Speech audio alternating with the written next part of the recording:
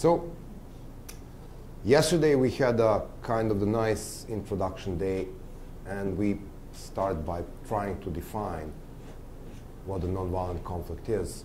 And we said that we are looking at it as a form of warfare. And whether we are looking at it as a warfare for political power or warfare for political and social space, this is an asymmetric conflict. And one side doesn't have the military option. That doesn't necessarily mean that that side wouldn't try or use military option if it had it. But let's say this is the story about boxing with Tyson. So one side just decides they're not going to box with Mike Tyson, they're going to play chess. And then we have this asymmetric warfare.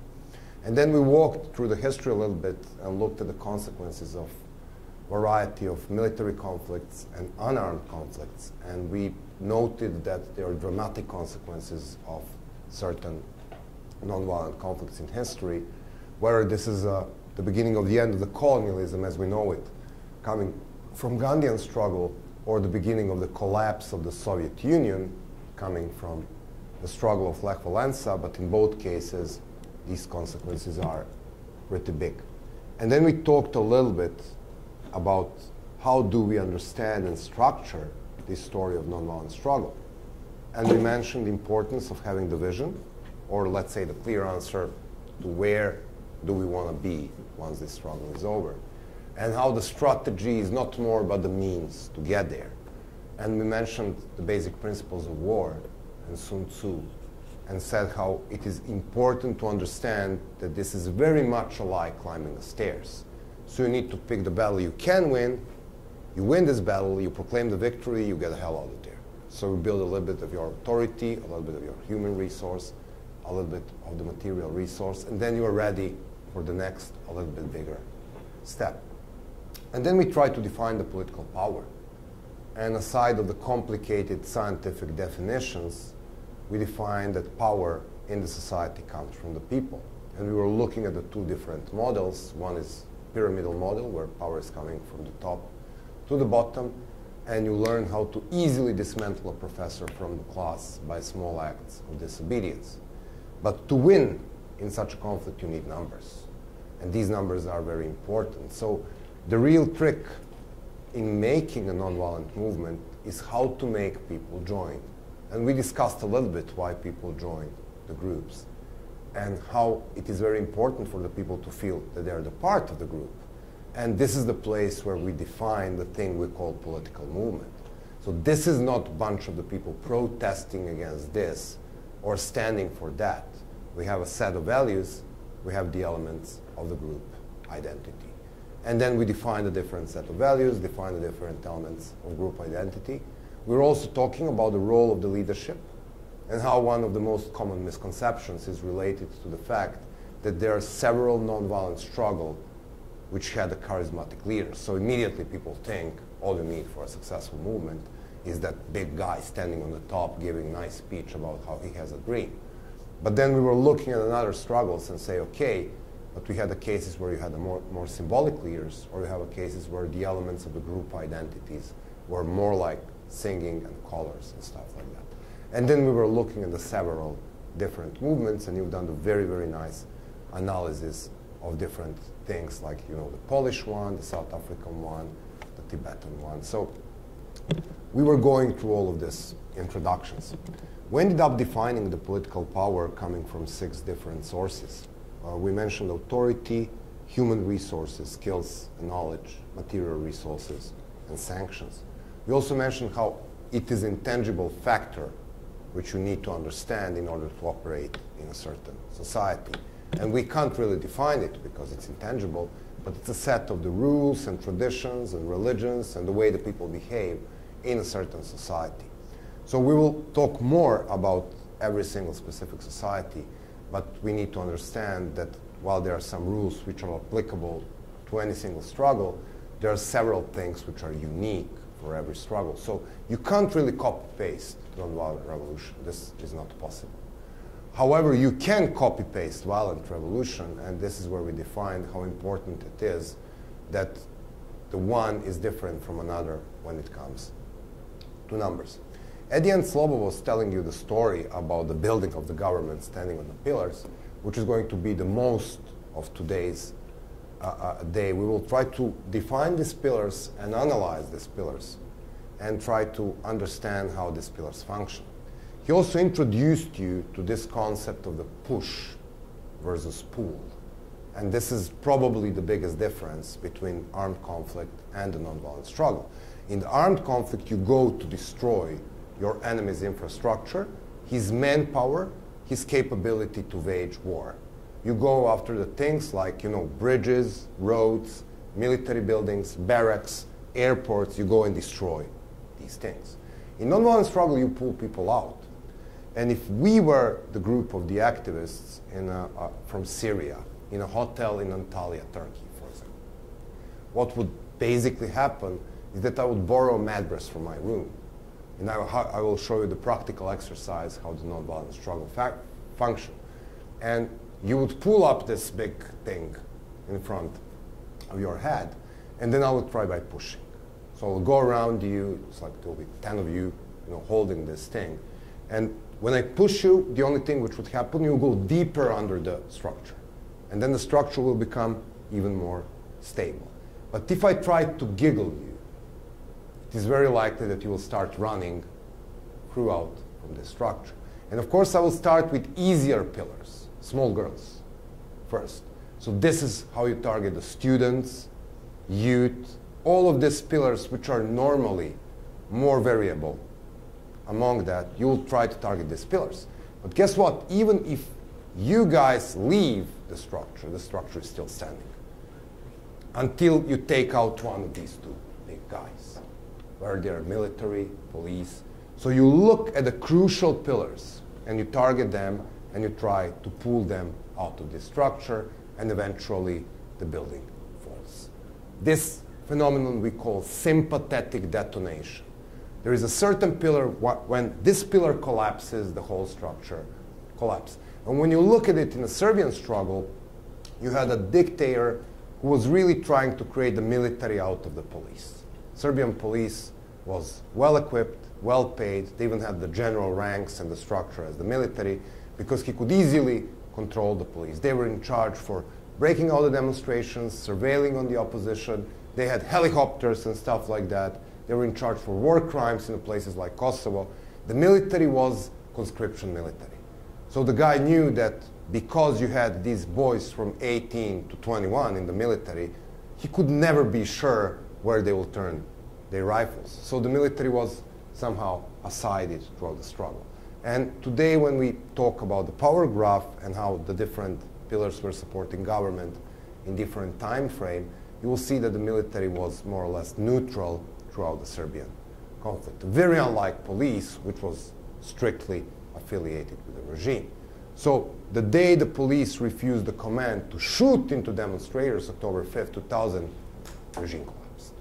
So you need to pull the biggest pillar out, and then the whole structure falls down. It was very similar with the military in Egypt. Mubarak was standing on two legs. One was international community, another one was powerful military. The moment where people were capable to persuade the international community that this is not jihad revolution, and the moment they were capable of persuading the top of the military that the only way for them to survive is to get rid of Mubarak, it was history. So, but this is not spontaneous thing where people go on the street. From day one, they were putting kids on the tanks and flowers. So when you look at designed nonviolent revolution, you can see that there is a strategy there. And today or tomorrow, we'll spend some time watching one of these clips from Al Jazeera, and you will see how these guys were structuring their struggle. So part of today's work will be to analyze the pillars of certain society and how they move. In the exercise Slobo will present to you, we call power graph, very soon. But I will start with what lies in the real heart of the political power, and this is obedience. So we'll try to examine the psychological phenomenon of obedience, because we were what's the most important sentence you learned yesterday? if people do not obey. Rulers cannot rule. So what is this thing we call obedience, and where the hell this thing is coming from? Why do people obey? Fear. Fear. Sometimes people obey, yes? Personal enrichment, yes. Sometimes it's very, how to say, profitable, lucrative for you to obey, yes. Stability, yes. I don't want to shake this boat. This is our country. You don't shake the country in the time of the crisis. What else? Safety. It's also a good point, yes?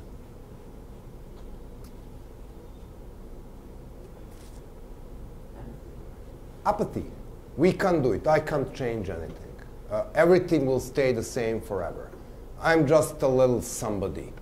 Who the hell I am to change the stuff? Yes. What else? Societal norms. Yes, sometimes you have societies in which obedience is a norm. I mean, look at the Asians. These people are fascinating. Look at the way the Japanese culture functions, or Chinese culture, or Vietnamese culture. People have there is a tradition of being obedient to their superiors, and this is the part of the job. This is so unlikely the mentality where I'm coming from, this lovely thing we call Mediterranean nationalism, which connects Serbs, Italians, Spaniards, Northern Africans, including Egyptians. We are big teenagers. The best way to make a Serb to do a thing is strictly to prohibit a Serb to do that thing. And this is where the Serb will go, exactly in a different direction. And this is the part of the mentality. But we keep forgetting one very important reason why people obey. It's habit. Since the very childhood, you obey to your parents. Then you obey to your teachers in school. Then you keep obeying the professors in the university if the professor doesn't teach you how to dismantle him. And then you keep obeying your superiors in the military. You keep obeying your bosses at work. Some of us even need to obey their wives every day. So when you look at these things, this is the habit of the obedience. So here we are with a bunch of the stuff, and intentionally what this sign says. It says stop. What do you do when you see a stop sign in a deserted intersection in the middle of the nowhere at 2 a.m.? You stop. You're obeying even the symbols of the state authority, like the traffic sign. There's nobody to tape you, there are no cameras, there are no policemen, but you instinctively stop. This is how this habit is strong. And of course, we can argue and say, okay, but it is in your personal interest to stop. Or you can say you stop because you have a fear that the camera will tape you and you will get fined. And then somebody else can say you stop because of your self-interest, because obviously you don't want to have a car crash. But whatever is the reason, you stop. It's important. The real thing is important, what is happening in the real time. So people do obey because of habit, self-interest, fear of sanctions, zone of indifference, absence of self-confidence, moral obligations. Sometimes people obey because of the psychological identification with their rulers.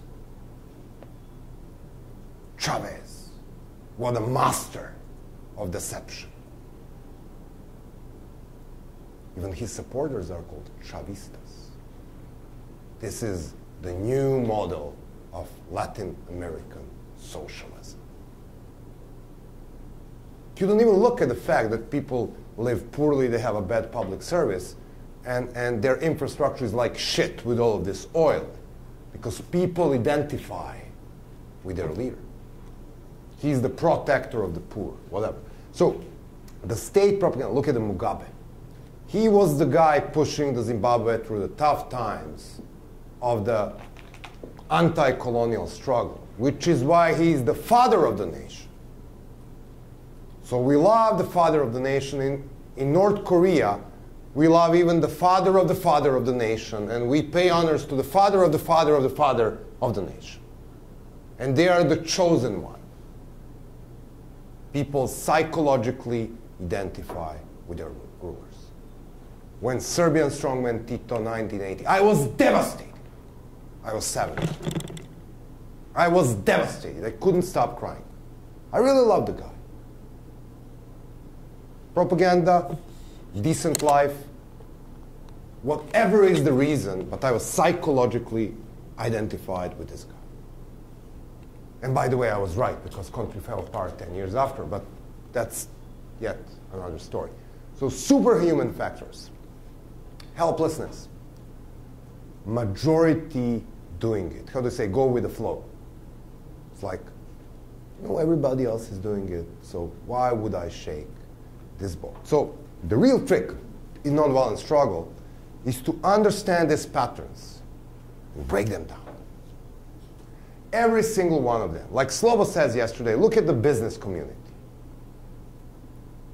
They may say it is in our best self-interest to support this government, but you can persuade them that it is maybe in their self-interest to support the opposition as well, because you never know.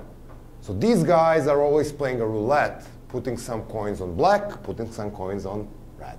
And whatever comes out, they win. You can talk to the police force and say, oh, it's a role of the police to serve and to protect. Wouldn't you rather serve and protect law and order than one family? So, you can work on these self-interests. And then yesterday we were telling the story about how the Serbs shift the fear of sanctions into I want to be arrested, because if I don't get arrested, I don't get late. Nobody wants to hang out with me. Being arrested making me a cool guy. So everybody wants to be arrested, so the sanctions obviously don't work. Because people come out in American civil rights movement, the people were intentionally filling jails. They were offered to pay a fine, but they wouldn't pay a fine because they wanted to go to the jail. Why? Because there was somebody calculating that in a little jail of Nashville, this is how many people can get arrested.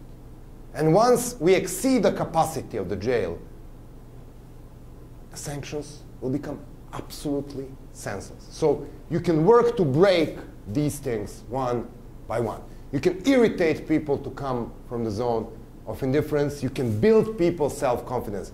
Yesterday when we were talking why it is so important to be a part of the group, the part of the answer is that you gain a little bit of the self-confidence from the group. Because if the group is successful and cool, then you feel you are successful and cool. And then you have a little bit more courage to do things than you would normally do as an individual. So you can work on every single line of these moral obligation. Every single regime in the world tries to overtake the patriotism. So it is me, the boss, and I'm the patriot, and it is you. And you are traitors and foreign mercenaries and junkies and Al-Qaeda terrorists. There is a limited number of labels autocrats will use to label the movement. You can predict these labels and you can play back. We overtook every single symbol of national identification. Clenched fist, coming from anti-fascist struggle from 40s and 50s. And it's also leftist. So we took the left and we took the national symbol of being anti-fascist. State holidays. Every state holiday was celebrated by upper movement because we love our state. State flags, look at the Arab Spring. Everybody is marked with a state flag. So it is us, the people, who are patriotic, and it is you who should leave. So you can shift every single way these guys are playing with loyalty. You can even shift the head. This is the most complicated. And this is told to you by a man who smoked 50 cigarettes a day, 18 years. But habits can be broken. Takes time, takes energy, but habits can be broken. So this is how these things operate. You need to understand the very nature of obedience, and you can go and build step by step. So now, how do you do this? You do this on a variety of levels. First, you do it on a propaganda level. You keep reassuring people that yes, they can do it. Yes, we can. You're seeing the ways the spin doctors are playing with this every day, everywhere, in political campaigns, in marketing campaigns. You can watch in a certain target group. You can look at the business community, assure them what is in their best self-interest. You can look at the ethnic groups. Look at Syria now. Assad is clinging on his Alawite minority. And he survives on the fear of the Christians and Kurds. Christians, that they will be eaten by the majority of Sunnis, and Kurds, that once the Turkey steps in, they will be treated like they're treated in Turkey. So you need to reassure these groups that if united we stand, we will blah, blah, blah. And then you need to take and shift these loyalties from the government. But this can be done if you understand the way your opponent plays. And it plays by these things. So, but what we need to understand, and as Slobo said yesterday, loyalty is very individual thing. And this is where we use a trick, which he mentioned yesterday. And this is the loyalty pie. Every single person in the world owes loyalty to different things. And there are absolutely no two identical people in the world. So whom do we owe our loyalty to? Okay, these are two very different people. So obviously, we owe our loyalty to the family. We owe our loyalty to our friends. If we are religious, we owe our loyalty to our religious group or a church. If we are politically affiliated, we owe our loyalty to the political party. So we are the Republicans, Democrats, whatever. Then, of course, we owe our loyalty to the state. This is the very blurry zone. This is what propaganda sells you as patriotic. So, you know, it's like, how much loyalty do you owe to the state? I'm always impressed with how you Americans are disciplined and you love your state. I mean, Chinese are even better in this. You guys pay taxes? Yes? Oh, where I'm coming from, it's so off. In is to find a way to evade taxes. And, oh, look, it's same in Italy, in Spain. It's a kind of the mentality. You look at these things, and you need to understand that the structure of every individual is very different. And then, of course, people owe loyalties to the hobbies. I'm addicted to fishing. I love my fishing weekends. I even persuaded my wife to love my fishing weekends, so she goes with me. I love my fishing buddies. So this is a very important part of my life.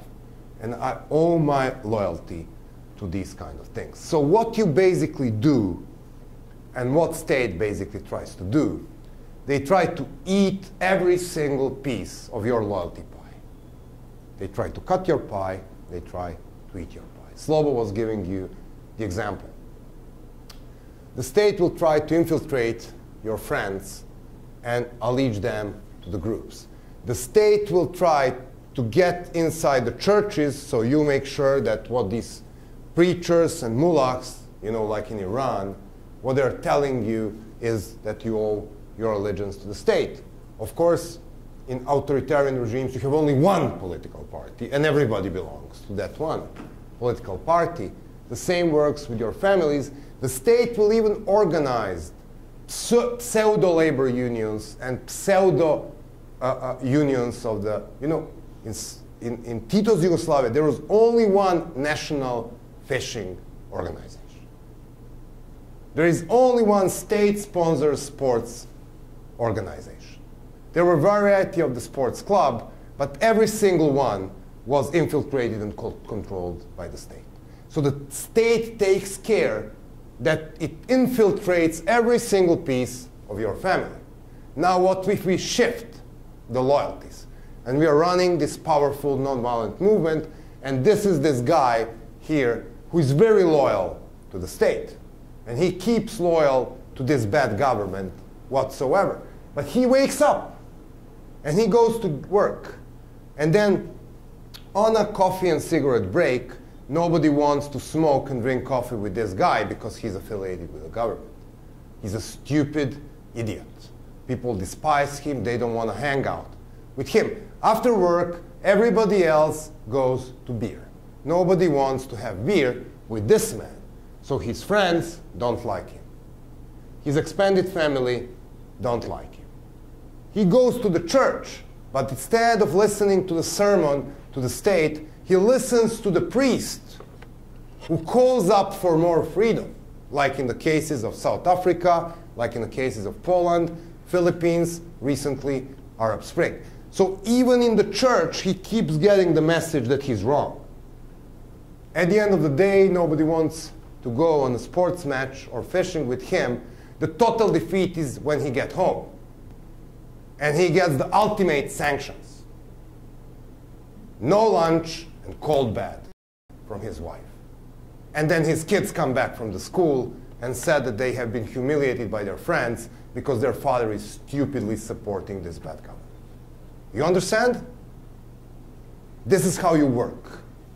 But this is technology.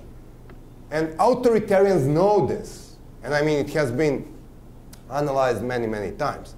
So in order to shift loyalties and make people struggle against the status quo, you need to understand that every single person is different, but also you need to get different reassurance. So different ways of obedience can be broken by different involvement of breaking down these patterns, but also you need to understand that obedience and loyalty pie is a very, very individual category. So normally we'd spend some time defining this thing, and then this is like daily roles. Even during the day, have you ever imagined what different roles you play during the day?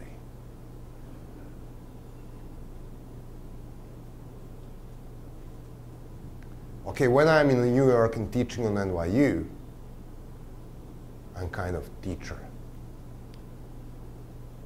I'm beloved husband and soon-to-be father. I'm absolutely proud of my fantastic fishing skills. Twice a week I play a guitar with some friends, so I'm also kind of the amateur rock musician. So during the week you play so many roles. I'm even a member of the fitness club and one library. So the way, do you know how the companies are selling you products? They have this thing. They know this thing. Let me give you the example. What do we know about, well, it used to be Diet Coke. No, it's Coke Light. It's still Diet Coke. No, wait a second. What's the difference between the Diet Coke and the Coke Zero, and why Coke Zero?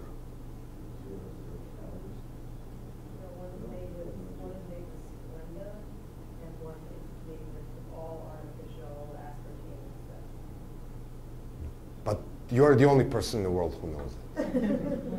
All the rich slow metabolisms that you actually end up putting on weight. Come on, look at the glasses, look at the glasses. Why Coke Zero has ever been invented? For whom? For the ordinary diet soda drinkers. Or people who weren't drinking diet soda and now say, oh, I can go with zero. It's more masculine. So this is how it worked. You have us. No, this is how they worked. They were looking at this Coke, and then they said everybody drinks Coke, but this is so unhealthy. And we don't really care about if it's unhealthy, but people get fat. And people are 30 years ago getting obsessed by getting fat. So we will do the Diet Coke or the Coke Light. But then it's like, this is so unmasculine to drink the Diet Coke or Coke Light. And then they invented the Coke Zero, which is basically the same shit. But when you look at the commercials, they're completely different. I was just going to say, I don't know if anyone saw that, but when Dr. Pepper came out with their diet drink, their commercials were only for men. Yeah, they specifically said this drink is not for women, it's a manly drink. But you don't think about this thing. So let me give you another example.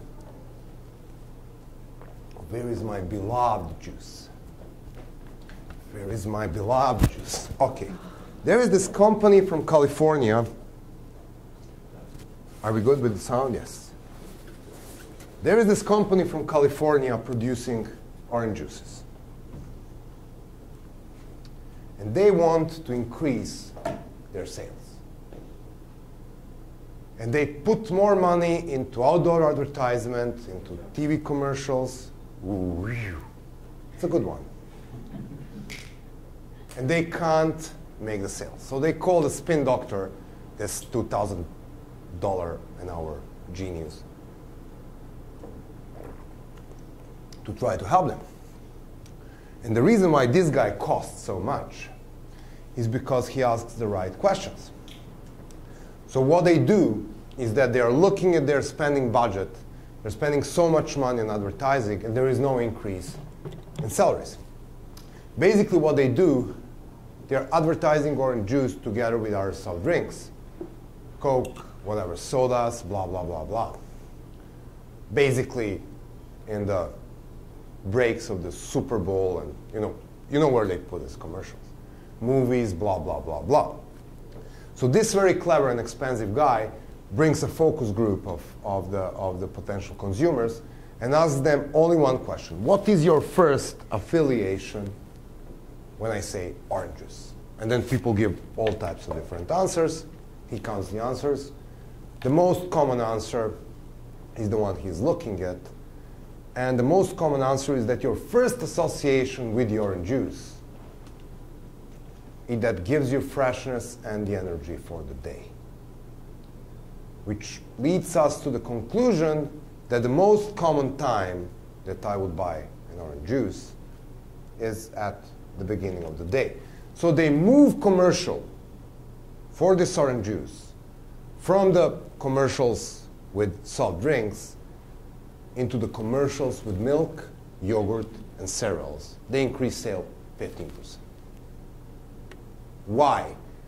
Because when you watch the commercial for the milk, this is where you are getting prepared for your grocery store. This is when you are mom. You are wearing your mom's hat, and they're selling this to you. Do you know the Mr. Proper? Well, sorry. It's Mr. Proper in Europe. What is happening with, how do the commercials with this guy look? First of all, how he looks.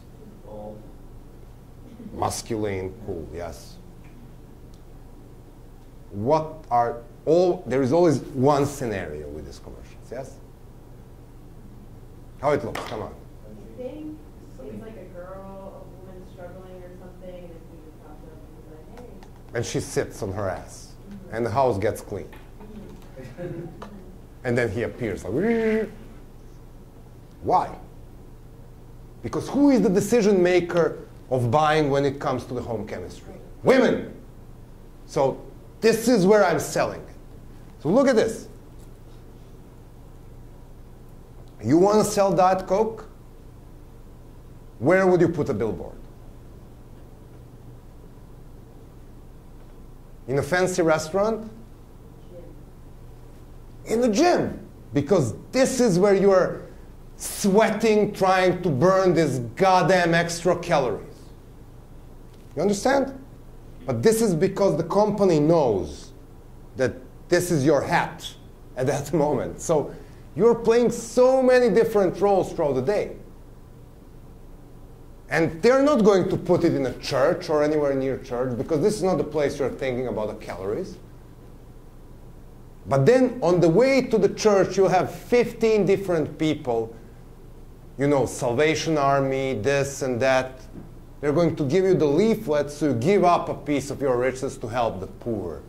Because they know that on your way on the church, you wear that hat. Have you ever thought about this? Well, this is how it works. That's the bad news. And I mean, it's like when you look at these stuff, this is absolutely same when it comes to building the movement. You need to understand how the people loyalties work.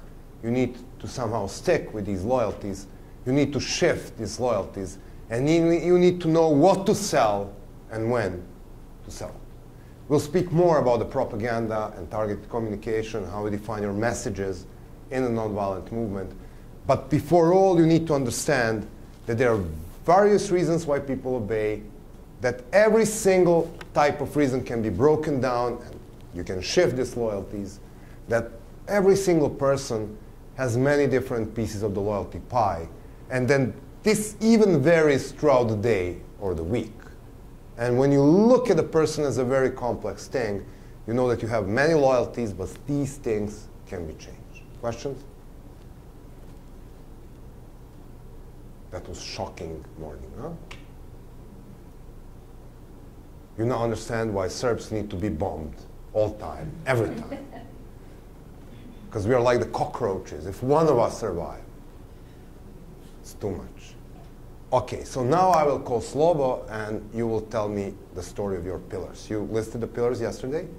Because he's going to introduce you to the next exercise we call power graph.